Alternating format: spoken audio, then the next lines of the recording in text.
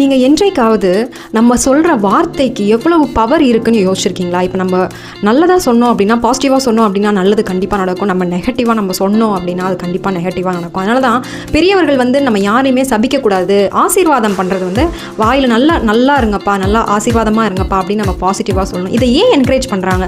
வார்த்தைக்கு ஏன் இவ்வளவு பவர் இருக்குது? அது ஏன் அப்படின்னா, நம்ம தேவ சாயலாக நம்ம சிருஷ்டிக்கப்பட்டிருக்கிறோம்.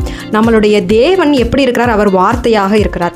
அதை பற்றி தான் நம்ம இன்றைக்கு பார்க்க போகிறோம். இன்றைக்கான மரண வசனம் யோவான் 1:1-3 வரை. ஆதியிலே வார்த்தை இருந்தது, அந்த வார்த்தை தேவனிடத்தில் இருந்தது, அந்த வார்த்தை தேவனாய் இருந்தது. ஆதியிலே அவர் தேவனோடு இருந்தார், சகலமும் அவர் மூலமாய் உண்டாயிற்று, உண்டானது ஒன்றும் அவரை அல்லாமல் உண்டாகவில்லை.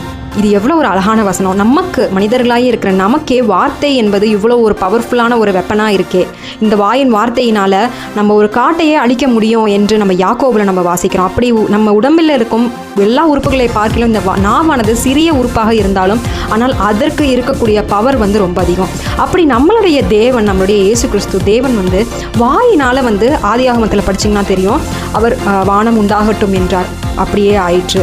அவர் வெளிச்சம் உண்டாக கடவுது என்றார், வெளிச்சம் உண்டாயிற்று. இப்படி அவர் வார்த்தையினால் அவர் உலகத்தையும் நம்மளையும் அவர் சிருஷ்டித்திருக்கிறார். சங்கீதத்திலே நம்ம வாசித்தோம் அப்படின்னா, தம்முடைய வார்த்தையினால் அவர் சகல சேனைகளையும் அவர் வானங்களையும் அவர் சிருஷ்டித்திருக்கிறார் என்று நம்ம வாசிக்கிறோம். அப்படி நம்மளுடைய தேவன் வார்த்தையாக இருக்கிறார். அந்த வார்த்தையை தான் நம்ம விசுவாசித்து நம்ம ஓடுகிறோம். நம்மிடத்தில் இந்த கொடுக்கப்பட்ட அந்த வார்த்தை, வசனமாகிய அந்த வார்த்தையை நம்ம வேதாகமத்தில் பார்த்து நம்ம படிக்கிறதை காட்டிலும் நம்மளுடைய இருதயத்தில் நம்ம மனப்பாடமாக நம்ம வைத்து கொள்வது நம்ம எல்லாருக்குமே ரொம்ப நல்லதாக இருக்கும்.